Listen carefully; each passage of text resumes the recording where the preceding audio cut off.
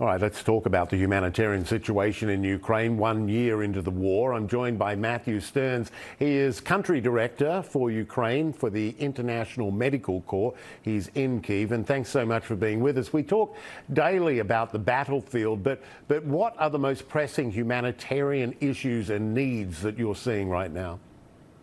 Thanks so much, Michael, for taking the time today. So the needs that we're seeing now are as a result of the continuation of this intense hostilities that are happening here.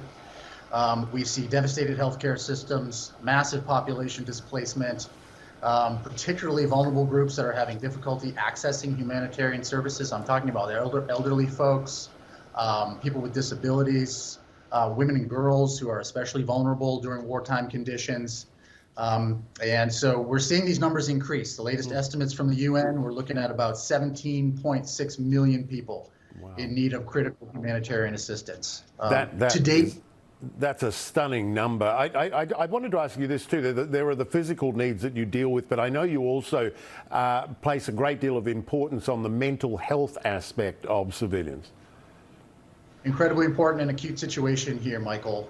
We have a mental health and psychosocial care team that is on the ground across the country doing outreach to provide services in support of the heavy trauma and fatigue, frankly, that's going on here amongst the Ukrainian people.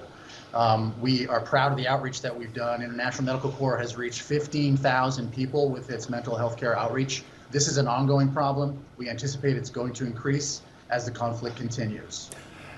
You mentioned this, and I wanted to come back to it. Your organisation also focuses on gender-based violence against women and girls. How much of an issue has that been? Have you been able to make a difference with that? So, Michael, yes, this is a very serious issue here. We take it very seriously. We have an entire team of technical specialists that deal with violence against women issues. As we've seen here, as in other conflict settings, sexual assault has been weaponized as an instrument of war, is present here in this conflict. This results in severe and acute vulnerability for women and girls in this conflict. We've got an apparatus that is attempting to address that countrywide, especially in the frontline areas where the needs are most acute. Again, we've reached 15,000 women and girls through that type of programming and that type of support. I was reading your job biography, and it includes empowering, coaching and mentoring colleagues. And it made me maybe want to ask you about this, the efforts of local humanitarian workers and counsellors, the work they do and how you might be able to assist them, because they, of course, have themselves, many of them, suffered in this war. Yeah, Michael, thanks for touching on that. So, number one, you raised a point about localization, and we are using a lot of local partners here, Ukrainian partners who have set up humanitarian operations.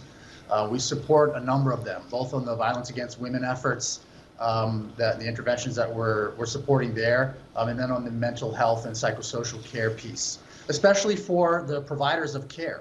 The folks that are dealing with gender-based violence interventions and the mental health care professionals, the stresses that are on them that they're absorbing as a result of the significant number of people who are in distress here relative to these topics. It's huge. So we do our best to take care of those folks in-house as well, and through our local partners. It's so important. We're a year into this, as we said. Do you worry about a lack of empathy from the outside world, that attention might be turned away?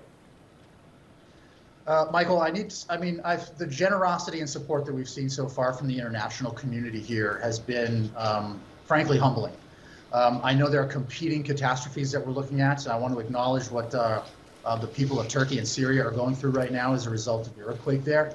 But I will say that there's been a continuity of support relative to the Ukraine crisis that's moving and impressive. So I hope that continues as this situation continues to unfold.